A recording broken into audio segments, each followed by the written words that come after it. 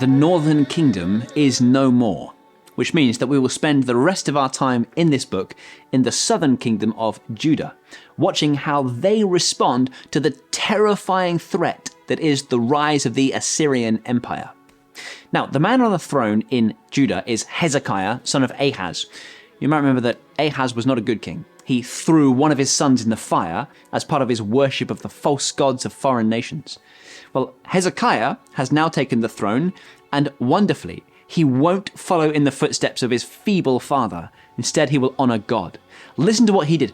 He removed the high places. That's how this list starts. So many kings, even kings that the Lord has called good, they have failed to remove the high places. This is a big deal. At last, someone has come along and done it. That's a great start.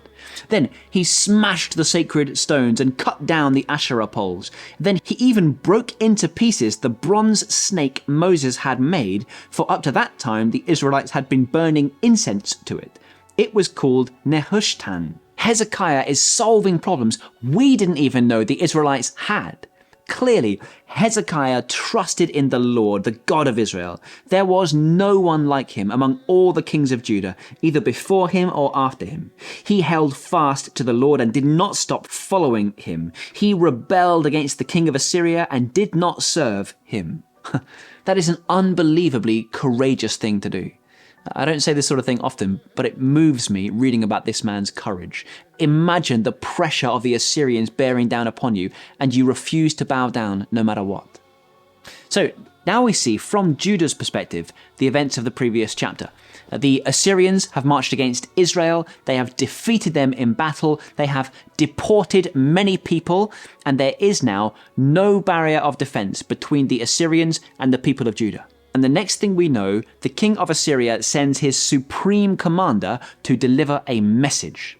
This message is spine-tinglingly scary. It is arrogant. It is antagonistic. It is about the worst possible thing to hear if you are there hiding in Jerusalem. He starts off by trying to undermine their confidence. He says, "This is what the great king, the king of Assyria, says. On what are you basing this confidence of yours? On whom are you depending that you rebel against me?" Then he makes offers of peace. Remember that friendship with the world is enmity with God. This is an offer to snuggle up to a serpent, and it will not end well if they agree to it. He says, though, "Surrender to me, and we'll go easy on you." Now, that is not true. We have the track record of the Assyrians. They committed atrocities the likes of which we could barely imagine. We are told in this very chapter that they just defeated Lachish before coming to surround Jerusalem. Now, there is lots of Assyrian artwork depicting the atrocities they committed in Lachish just before they arrived here in the text. There was a huge relief made in celebration of their victory over Lachish, and that relief is now found in the British Museum. You can go and see it for yourself. These things really happened.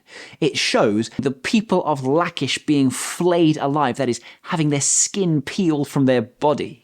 And so after doing that, they then come to Jerusalem. The officials of Judah ask this messenger to speak in Aramaic rather than in Hebrew, so that only officials will understand them. But of course, his mission is to strike fear into their hearts and offer false hope. And so he says, "Was it only to you, the officials, that my master sent me to say these things, and not to the people sitting on the wall who, like you, will have to eat their own excrement and drink their own urine?" Whew. He calls out now in a loud voice, deliberately in Hebrew, so all the people can hear, and you better believe this message will sweep through all Jerusalem like a wildfire. "Do not let Hezekiah deceive you. He cannot deliver you from my hand. Do not let Hezekiah persuade you to trust in the Lord when he says, 'The Lord will surely deliver us.' This is what the king of Assyria says. 'Make peace with me and come out to me. Then each of you will eat fruit from your own vine and fig tree and drink water from your own cistern until I come to take you to a land like your own, a land of grain and new wine, a land of bread and vineyard, a land of olive trees and honey. Choose life and not death.'" These are lies. Horrendous, manipulative, but powerful, persuasive lies. Abandon your king, abandon your God, and all will go well for you. You realize this is the same tactic that Satan uses when he hisses into the ear of every single follower of God, "Abandon your king, abandon your God. Come out to me. Compromise, indulge in sin, and you will have a beautiful life in a land that is fruitful and peaceful and pleasurable. Let this chapter put steel in your spine the next time you hear the lies of the evil one, when he tells you that sin and compromise will satisfy you. Do not abandon your God. Remember this scene and see how the people respond. Verse 36. In this context, it is about the most glorious thing you can imagine. The people remained silent and said nothing in reply. Why? Because the king had commanded, do not answer him. Would you believe it? These people will remain steadfast even in the face of such serious, fear-inducing circumstances.